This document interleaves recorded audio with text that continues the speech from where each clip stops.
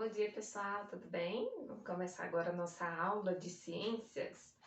Vamos pegar o nosso material, nosso livro, ok? Vocês vão abrir na página 16. Hoje são dia 30 de agosto, está quase terminando o mês de agosto, né? Essa é a nossa matéria de ciências. E vocês vão abrir na página 16. Vocês já devem ter reparado que a gente vai e volta nesse livro, né? Então, a gente agora está na página 16. Nós vamos trabalhar um pouquinho sobre história.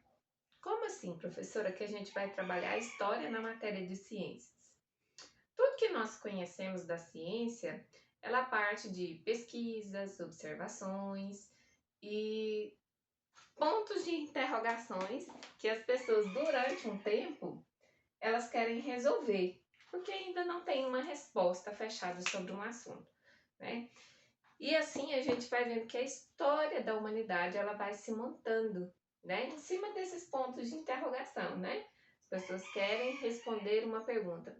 Uma das principais dela é de onde viemos, né? Onde nós estamos, para onde que nós vamos? Quando a gente acaba a nossa vida aqui, para onde nós vamos? E durante toda a história, a gente vê as pessoas tentando responder essas questões a partir de observações, né? Elas fazem como se fosse um modelo, né? Uma representação daquilo que elas acreditam, e em cima disso elas vão tentando buscar informações, pesquisas, instrumentos diferentes, para tentar fazer com que este ponto de interrogação, né, principal, ele seja resolvido, né? Então, nós temos aí no nosso livro, página 16, uma parte falando sobre um pouquinho dessa história, de como é que começa, né? O nosso livro, ele apresenta a seguinte informação. Desde a antiguidade, estudiosos elaboraram modelos para explicar e entender fenômenos da natureza. Modelos podem ser representações de situações que acontecem no universo, como os movimentos dos astros. Então, aqui é sempre uma busca constante para resolver um ponto de interrogação que a humanidade tem, e disso surgem os modelos, né?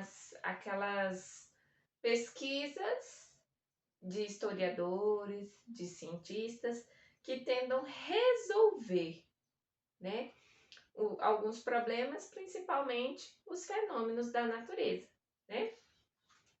E aqui surge um nome muito interessante que você já deve ter ouvido falar sobre ele, que é o Aristóteles, tá?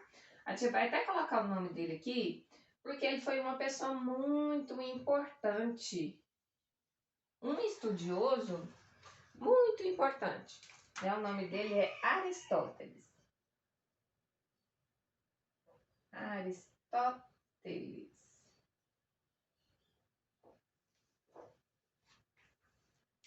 Quem foi o Aristóteles?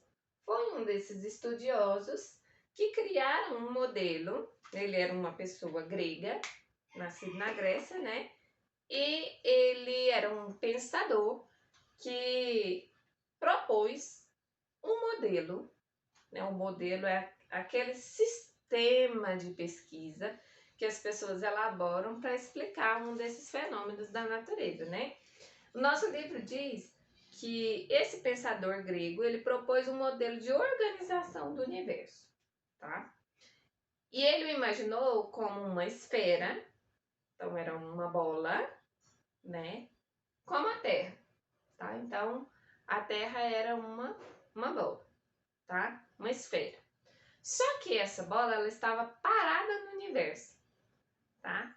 E em torno dessa bola parada no universo, estavam girando os outros astros do céu. Aí agora você vai pensar comigo, ai professora, mas a Terra, a gente sabe que a Terra ela está em movimento, nós sabemos disso agora. Na época do Aristóteles não tinha informação nenhuma sobre esse assunto. Então ele estava dando como se fosse um tiro no escuro, ele não sabia para onde que ele ia, né? Então era uma indagação que ele tinha, era um ponto de interrogação que ele tinha, né? Como é que o universo funciona? A gente vai pensar numa época em que, por exemplo, não existia luz elétrica, né? Então as pessoas, a atividade principal das pessoas à noite era observar o céu, as estrelas, né? Sabia-se que existiam uma infinidade, né, de estrelas, mas olha o que ele observava, que durante a noite eles faziam aqueles mapas das estrelas e ele via que as estrelas é que mudavam de lugar. Ele viu o Sol se movimentando, as estrelas mudando de lugar, mas a Terra aparentemente estava sempre paradinha. Ele via a Lua em locais diferentes, mas a Terra sempre estava parada, né? Na visão dele. Ele não tinha ainda nenhum tipo de informação. Então, quando ele criou esse modelo, a Terra ela ficava paradinha no centro do universo, tá? Vamos supor que essa aqui seja a Terra. Ela estava lá paradinha. E quem se movimentava era o Sol. Quem se movimentava eram os outros planetas. Ele já sabia até que existiam outros planetas, né? Mas que infelizmente ele não conseguia fazer nenhum tipo de comprovação, né? Sobre eles estarem parados ou não, né? Então a gente chama esse modelo do Aristóteles de geocêntrico. Vou colocar o nomezinho dele aqui porque é uma palavra importante, tá? Então, o modelo dele era geocêntrico. Geo quer dizer terra. E o centro quer dizer centro, né? Ou centralizado, né? Já vem da palavrinha aqui, ó.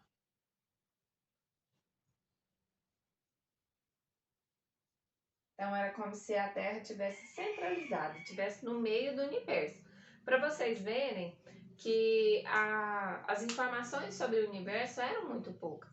Né? E a gente está falando aí de uma época, né, dentro da antiguidade em que não tinha várias informações que nós temos hoje, né? Só que olha o que aconteceu. O modelo do Aristóteles, ele foi aceito durante vários séculos. Então, vocês sabem que cada século ele é composto por 100 anos. E foram vários, né? Se você olhar para o céu a olho nu, em uma noite estrelada, terá realmente a impressão de que a Terra está parada e de que as estrelas vão mudando de lugar à medida que o tempo passa. O mesmo acontece com o Sol, que parece mudar de lugar ao longo do dia, enquanto a Terra parece ficar parada, né? Então, a gente vê aí uma das justificativas para esse modelo do Aristóteles, né? A observação do céu e a mudança dos astros no céu. Mas surge um senhor chamado Copérnico e um outro chamado Galileu, né?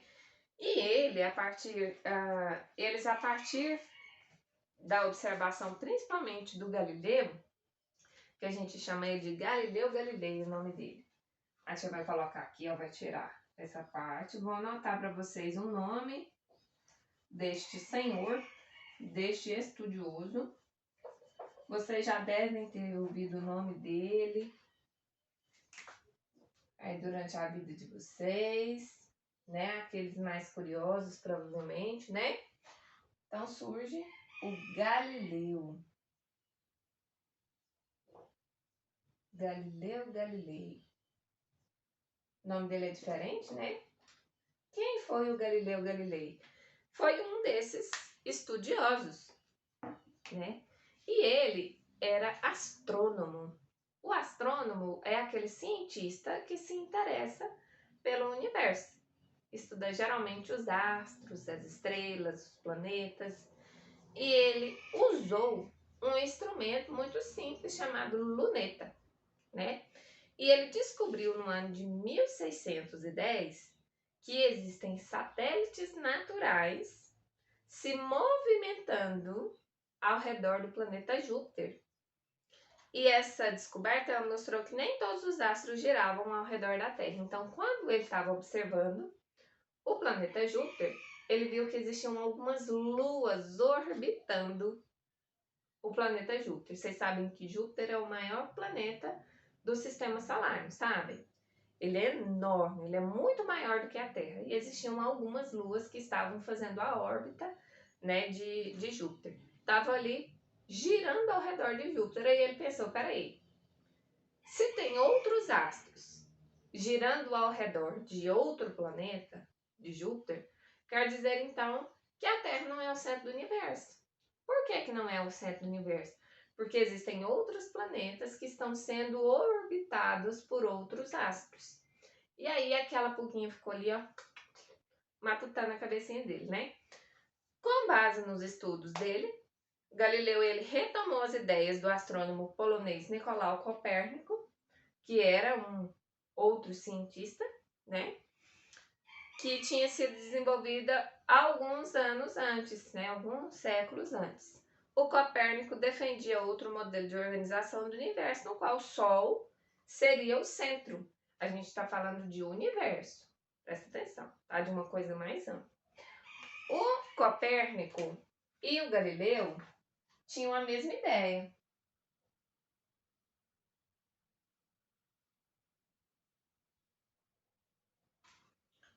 Os dois tinham a mesma ideia, né? Que era um modelo que a gente chama de heliocêntrico.